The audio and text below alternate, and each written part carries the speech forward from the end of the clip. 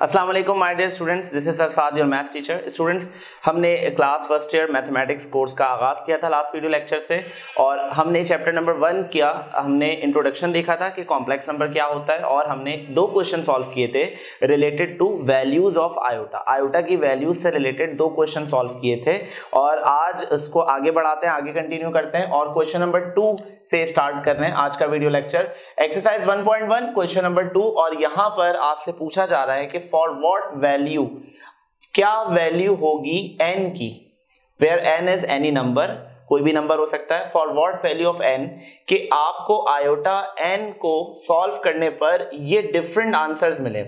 आपको 1 मिल जाए, iota answer मिल जाए, -1 आंसर मिल जाए और माइनस आयोटा आंसर मिल जाए। मतलब आसान लफ्जों में वो आपसे ये कहना चाह रहे हैं कि आयोटा के ऊपर यहां पर वैल्यूज हम पुट करेंगे और हमें जो आंसर मिलेंगे वो ये आंसर मिलेंगे। 1 मिलेगा आंसर, आयोटा मिलेगा, -1 मिलेगा और माइनस आयोटा मिलेगा। सबसे बड़ा कंफ्यूजन यहां पर ये है, आपने कहा कि सर नंबर्स तो बहुत सारे होते हैं, नंबर्स तो इनफाइनाइट होते हैं, तो क्या हम सारे नंबर्स पुट करके देखेंगे? हरगिज नहीं। अब देखिएगा क्वेश्चन का लास्ट पार्ट क्या लिखा है। यहां पे लास्ट पार्ट में आपको बताया है कि आपको n की वैल्यूज 1 से लेके 4 तक यूज करनी है। ठीक है, मतलब आपने 1 यूज करना है, 2 यूज करना है, 3 यूज करना है और 4 यूज करना है। मतलब आपको n की जगह पर 4 डिफरेंट नंबर्स इस्तेमाल करने हैं, 1, 2, 3 और 4। 1 से लेके 4 तक आपको 4 नंबर्स पुट करने हैं और उसको पुट करने के बाद आपको 4 डिफरेंट आंसर्स मिलेंगे। वो 4 डिफरेंट आंसर्स इनमें से होने चाहिए, ये कहने का मकसद था। इनसे कोई भी आंसर अगर मैच नहीं कर रहा होगा, इट मींस कि वो आंसर गलत है। जो भी आंसर आएगा वो इस सेट से मैच करना चाहिए। 1 आंसर आना चाहिए, आयोटा आंसर आना चाहिए, -1 आंसर आना चाहिए या फिर माइनस आयोटा आंसर आना चाहिए। चलें तो स्टार्ट करते हैं इस क्वेश्चन को। लास्ट वीडियो लेक्चर में मैंने आपसे कहा था कि हमें इस चैप्टर को अच्छा समझने के लिए कॉम्प्लेक्स नंबर का प्रॉपर इंट्रोडक्शन समझना होगा, कॉम्प्लेक्स नंबर का प्रॉपर कॉन्सेप्ट समझना होगा।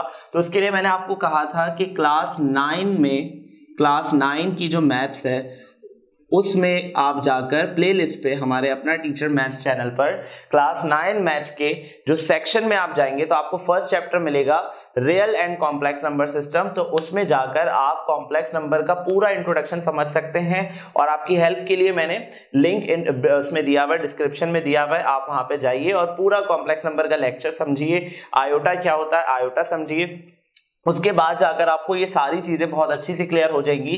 फिर भी उसके बावजूद भी मैं आपको आयोटा का एक शॉर्ट इंट्रोडक्शन दोबारा दे रहा हूं। स्टूडेंट्स, आयोटा की वैल्यू बराबर होती है -1 के। ये जो आई है इसकी वैल्यू बराबर होती है √-1 के। आयोटा स्क्वायर की वैल्यू बराबर होती है सिर्फ -1 के। ये 2 वैल्यूज आपको याद रखनी है। ठीक है, चलें तो स्टार्ट करते हैं। सबसे पहले मैं यहां पर लिख देता हूं कि मुझे आयोटा n की अलग अलग वैल्यूज निकालनी है और सबसे पहले मैं n की जगह पुट करूंगा 1, क्योंकि स्टार्टिंग कहां से हो रही है स्टूडेंट्स? स्टार्टिंग हो रही है 1 से। सो यहां पे मैंने लिख दिया for n is equals to 1। ठीक है, n की जगह पर हम पुट करेंगे 1। तो n की जगह पे 1 पुट करने पे क्या आंसर आएगा देखते हैं स्टूडेंट्स। n की जगह अगर मैं 1 पुट करूंगा so iota n is equals to iota 1। ठीक है, सो यहां पर 1 पावर पे आंसर 1 ही आता है, तो इट मींस के आयोटा 1 अप्लाई करने पे आंसर आ रहा है आयोटा। ठीक है, आई होप ये बात आपको समझ में आ गई होगी, इसमें कुछ भी मुश्किल नहीं था। आप अगर n की जगह 1 पुट करेंगे तो स्टूडेंट्स 1 तो लिखा ही नहीं जाता, तो आयोटा 1 लिखें या आयोटा लिखें बात एक ही है। तो स्टूडेंट्स आयोटा 1 किसके बराबर हो गया? आयोटा के बराबर हो गया। ये पहला केस था। ठीक है, उसके बाद अब n1 के बाद मैं पुट करूंगा n की वैल्यू 2। तो यहां पे मैंने लिख दिया for n is equals to 2। अब n की वैल्यू मैं पुट कर रहा हूं स्क्वायर के बराबर, 2 के बराबर। ठीक है, सो स्टूडेंट्स आयोटा n की जगह पर अब हमें रखना है आयोटा स्क्वायर। अब जरा कंफ्यूजन समझिएगा, आयोटा स्क्वायर कैसे निकालेंगे देखिएगा स्टूडेंट्स। आयोटा की जो अपनी वैल्यू होती है वो √-1 होती है। सो यहां पर मैंने लिख दिया √-1 और इस पे स्क्वायर लगा हुआ है। सो मैंने यहाँ पे क्या अप्लाई कर दिया? स्क्वायर अप्लाई कर दिया। ठीक है, स्क्वायर से स्क्वायर रूट कैंसिल हो गया, सो आयोटा स्क्वायर की वैल्यू आ गई -1। ठीक है, इट मींस 1 पावर पे आयोटा आ रहा है, 2 पावर पे -1 आ रहा है। ठीक है, अब चेक करना है 3 पावर पे क्या आएगा, तो सेकंड लास्ट हेडिंग में आ जाएगा for n is equals to 3। n की जगह क्या पुट कर रहे हैं, 3 पुट कर रहे हैं, ठीक है। सो n की जगह 3 पुट कर लेते हैं, ये हो जाएगा iota n is equals to iota 3। और अब हमें आयोटा 3 सॉल्व करना है। अब आयोटा 3 कैसे सॉल्व होगा, अब कंफ्यूजन, आयोटा क्यूब निकालने के लिए हम इसको ब्रेक करेंगे, 3 को हम ब्रेक करने वाले हैं, आयोटा क्यूब को हम ब्रेक करने वाले हैं। कैसे ब्रेक करेंगे, गौर से सुनिएगा, यहाँ पे 3 लिखा हुआ है ना, अगर आप ऑब्जर्व करो तो 3 बनाने का, 3 को ब्रेक करने का एक तरीका होता है। 2 + 1 क्या बनेगा, 3 बनेगा। 1 + 2 क्या बनेगा, 3 बनेगा। अब मैं आपको ब्रेक करने को कह क्यों रहा हूं स्टूडेंट्स, गौर से सुनिएगा, मुझे आयोटा 1 की वैल्यू भी पता है, मुझे आयोटा स्क्वायर की वैल्यू भी पता है। अगर मैं इस 3 को ब्रेक करता हूं 2 में और 1 में, तो मुझे आयोटा 2 भी पता है और आयोटा 1 भी पता है। आई होप कि आपको बात क्लियर हो रही होगी। तो देखिएगा मैं यहाँ पे इस आयोटा क्यूब को किस तरह से ब्रेक कर रहा हूं, मैंने लिख दिया आयोटा स्क्वायर इनटू आयोटा। आप कहा सर 3 इस तरह से ब्रेक किया जाएगा, किस तरह से, क्यों ऐसे ब्रेक किया गया, देखिएगा गौर से, मल्टीप्लाई में पावर ऐड होती है, इतनी बात हमें पता है। तो आयोटा स्क्वायर और आयोटा मिलके क्या बनाएंगे, आयोटा क्यूब बनाएंगे। तो इसलिए मैंने इस क्यूब को ब्रेक कर दिया 2 में और 1 में, ठीक है। अब गौर से सुनिएगा यहाँ पे क्या स्टेप आएगा, वी नो दैट कि आयोटा स्क्वायर की वैल्यू होती है -1 के बराबर। ये देखें आयोटा स्क्वायर की वैल्यू किसके बराबर है, -1 के। सो आयोटा स्क्वायर की जगह आ गया -1, ठीक है। और ये जो आयोटा लिखा हुआ है इसकी वैल्यू किसके बराबर है, आयोटा 1 की वैल्यू आयोटा के बराबर ही है, यहाँ पे आयोटा आ गया, ठीक है। -1 को जब आप आयोटा से मल्टीप्लाई करोगे तो आंसर आएगा माइनस ऑफ आयोटा, ठीक है। सो आयोटा क्यूब का आंसर आ गया माइनस आयोटा के बराबर। ओके, कितनी वैल्यूज हो गई स्टूडेंट्स, 1 पुट कर लिया, 2 पुट कर लिया, 3 पुट कर लिया, लास्ट रह गया अब आपको 4 पुट करना है। 4 पे चेक करेंगे क्या आंसर आ रहा है। सो यहां पर मैंने लिख दिया है 4 for n is equals to 4, ठीक है। लास्ट वैल्यू पुट कर रहे हैं। सो अब हम क्या करने वाले हैं, अब हम ये करने वाले हैं कि आयोटा n पर, n की जगह पर 4 पुट करने वाले, ठीक है। अब आयोटा 4 किस तरह से निकालेंगे, गौर से सुनिएगा। 4 को ब्रेक करने का बड़ा सिंपल सा तरीका है, जब आप स्क्वायर पर एक और स्क्वायर अप्लाई करते हो तो वो क्या बन जाता है, 4 बन जाता है, मतलब 2 × 2 मेक्स 4। अब मैं इस 4 को ब्रेक करने के लिए यहां पर किस तरह से वर्किंग कर रहा हूं, पहले मैंने लिख दिया आयोटा स्क्वायर, ठीक है, मगर मुझे तो 4 बैलेंस करना है, 4 मैनेज करना है, तो मैंने इसके ऊपर एक और स्क्वायर पावर लगा दी, बिकॉज 2 2 यहाँ पे क्या हो जाएगा, 4 हो जाएगा। ये करने का एडवांटेज क्या हुआ स्टूडेंट्स, ये करने का एडवांटेज ये हुआ कि आयोटा स्क्वायर की वैल्यू मुझे पहले से पता है, कैलकुलेट कर चुका हूं, ठीक है। आयोटा स्क्वायर की वैल्यू पहले से पता है, किसके बराबर होती है, -1 के बराबर होती है, और इस पे ये जो स्क्वायर लगा हुआ है वो ऐसे ही रहेगा। So students we know that 1 पर कोई भी पावर हो, कितनी भी पावर हो, वो 1 रहता है, और माइनस पर जब इवन पावर होती है तो वो प्लस बन जाता है। सो स्टूडेंट्स आयोटा 4 का जो आंसर आया है वो 1 के बराबर आया है। पर क्या हमारा आंसर यहाँ पे कंप्लीट हो गया, गौर से सुनिएगा। उन्होंने ये डिमांड करी थी कि ये बताओ कि 1 आंसर कौन से नंबर पे आएगा, आयोटा आंसर कौन से नंबर पे आएगा, -1 आंसर कौन से नंबर पे आएगा, और माइनस आयोटा कौन से नंबर पे आएगा। स्टूडेंट्स आंसर तो चारों आए हैं, आयोटा भी आया है, -1 भी आया है, माइनस आयोटा भी आया है, 1 भी आया है, पर स्टूडेंट्स जो ऑर्डर उन्होंने दिया था उस ऑर्डर से नहीं आ पाया। मतलब फर्स्ट वो चाह रहे थे कि 1 आ जाए, पर हमारे पास फर्स्ट आंसर क्या आया, आयोटा। सेकंड वो चाह रहे थे आयोटा आ जाए, हमारे पास आंसर क्या आया, -1। आंसर उनके मुताबिक है पर ऑर्डर उनके मुताबिक नहीं है। अब उनके मुताबिक वाला ऑर्डर देने के लिए अब मुझे क्या चाहिए, मुझे चाहिए कि 1 आंसर किस पे आया है। तो अब देखिएगा रिजल्ट बना रहे हैं इसका आंसर क्या होगा, इसका आंसर देखते हैं। जो आपका जो 1 आंसर आया है वो चेक करें कहां पे आया, 1 ये रहा। 1 आंसर कब आया, जब आपने n की वैल्यू क्या रखी है, 4, तो आप यहां पे लिखेंगे 4। आई होप बात समझ में आ रही होगी आपको। 1 आंसर आपको 4 रखने पे मिला है, तो पहला आंसर क्या है, 4। उसके बाद उनकी रिक्वायरमेंट थी आयोटा आना चाहिए। तो स्टूडेंट्स देखें आयोटा कहां पे आया, ये रहा आयोटा। आयोटा कौन से नंबर पे आया, जब आपने 1 रखा है, तो 4,1। उसके बाद उनकी रिक्वायरमेंट थी -1 चाहिए। देखिए -1 कहां पे आ रहा है, ये रहा -1। ये -1 आपको मिला जब आपने आयोटा की पावर 2 रखी है, तो 4,1,2, और लास्ट माइनस आयोटा आपको यहां मिला। कौन सी पावर रखने पे मिला, 3 पावर रखने पे मिला, तो ये आ गया 3।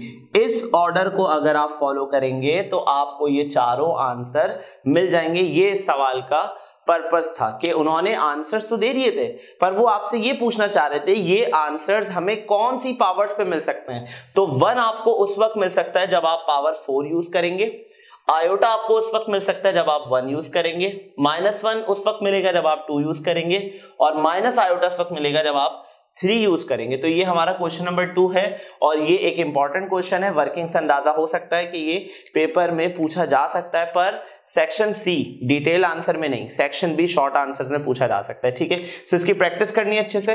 अब स्टार्ट करते हैं क्वेश्चन नंबर 3। ओके स्टूडेंट्स, तो 2 क्वेश्चन हम कंप्लीट कर चुके हैं, क्वेश्चन नंबर 1, क्वेश्चन नंबर 2।